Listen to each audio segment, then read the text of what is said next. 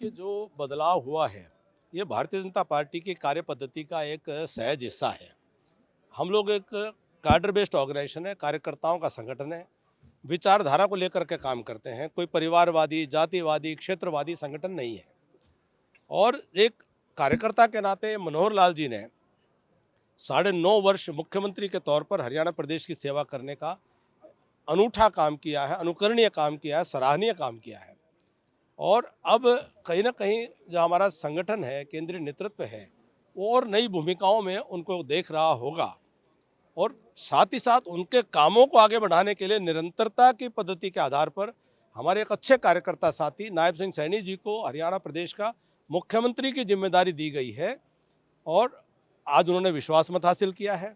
मनोहर जी ने आगे बढ़ कर के विधानसभा से आज त्यागपत्र भी दे दिया है। तो ये अपने आप में जो भारतीय जनता पार्टी के कार्यकर्ता जो काम करते हैं वह अन्य राजनीतिक दलों की अपेक्षा अनूठे होते हैं, अलग होते हैं और नए आदर्श स्थापित करने वाले होते हैं, जो आज मनोहर लाल जी ने किया है। नेता विपक्ष भूपेंद्र सिंह हुड्डा ये कह रहे थे सदन में कि जो वो हमारा अविश्वास प्रस्ताव था, जब इससे पहले सदन था बजट सत्र का, उसमें हमने आईना दिखाया। अब जो पार्टी ने चेहरा बदल दिया और उन्होंने शायराना अंदाज में कहा कि हम जो वो सरकार बदल देंगे, सीएम से बदलने से बात नहीं बनेगी। तो उनके इस तंज को या फिर विपक्ष की जो भूमिका थी इस दौरान जब प्रस्ताव पर चर्चा उनकी क्या कहेगी सर? देखिए, उनके जो अहंकार बोलता है, उनकी शब्दावली में, उनके तेवरों में सदा उनका अहंकार जो है वो सुनाई देता है।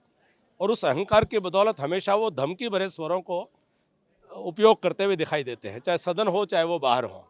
और यही कारण है कि 10 वर्ष हो गए उनको अब विपक्ष में है और रहती जिंदगी भी वो विपक्ष में ही रहेंगे। अपने अहंकार के कारण से उन्होंने आज तक अपनी हार को ही स्वीकार नहीं किया है। जो जनता ने उनको नकारा हुआ है उसको ही स्वीकार नहीं किया है। उनकी जो राजनीति है, जो परिवारवादी राजनीति है, जो क्षेत्रवादी राजनीति है, जो जातिवादी राजनीति है, वह हरियाणा प्रदेश को बांट करके वह अपनी राजनीति को चमकाना चाहते हैं और अपने परिवार से बाहर किसी को देखते नहीं हैं। उसी राजनीति के कारण उनका दम्भ बोलता है, उनका अहम बोलता है और हरियाणा की जनता इसको पसंद नहीं करती है। हरियाणा की जनता ने उनको खारिज किया हुआ है।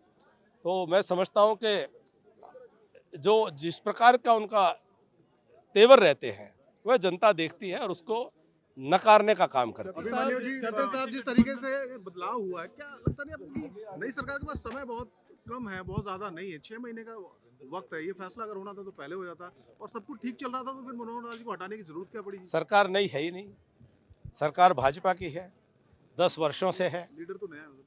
कार्यकर्ताओं के अंदर काम करने की जिम्मेदारी मनोहर लाल जी के पास थी, आज हमारे साथी नायब सिंह सैनी जी के पास है। तो ये भारतीय जनता पार्टी की कार्य पद्धति का हिस्सा है। हम विचारधारा के आधार पर काम करते हैं। हम सब लोग एक संगठन में काम करते हैं। कोई एक परिवार से आज सत्ता छूट करके दूसरे परिवार में सत्ता का हस्तांतरण नहीं हो रहा है। एक ही परिवार के सदस्य हैं, भाजपा परिवार के सदस्य हैं।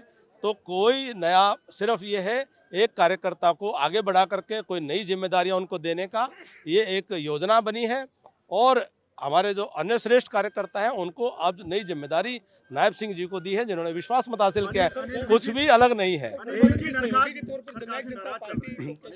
अनिल विज जी बड़े प्रसन्न थे, आज हम मिले, साथ में चाय पी, बड़े प्रसन्न थे, बड़े अच्छे आनंद में थे।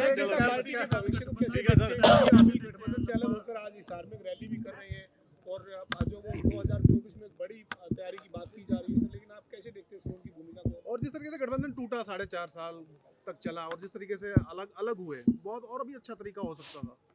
आप बताएं, इससे अच्छा तरीका क्या हो सकता था? क्या अच्छा किया जा सकता था? एक बहुत रिस्पेक्टफुली सारी बातचीत हो रही है और पहले भी हम 10 सीटें कमल के फूल जीते हुए हैं। उन 10 सीटों के ऊपर फिर से कमल के फूल लड़ने की तैयारी हो रही है।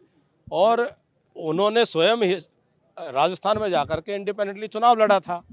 तो कुछ नया कुछ था ही नहीं, गठबंधन तोड़ने का कोई विषय नया था ही नहीं। विप नया था जी, आज उल्टा विप की वही एब्सेंट हो।